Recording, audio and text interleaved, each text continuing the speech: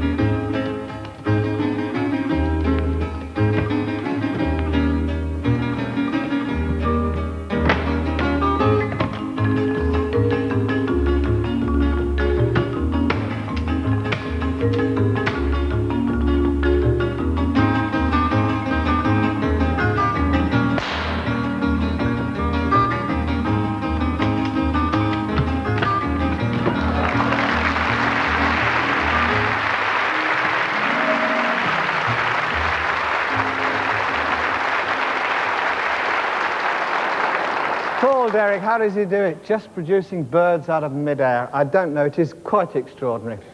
Oh, I do apologise. Can the Birdman knock Maggie off her perch? Now, voting viewers, who would you like to see again next week? Press button 1 for Steve Nallen, alias our leader, or button 2 for Paul Derrick. And would you vote now, please? And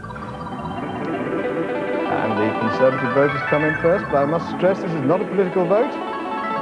The RSPB vote is coming in, or the RSPCA vote is very linked to the change. Oh, it's going to be very, very close for our variety. I wouldn't like to guess at this stage. And the winner is Steve Nallen.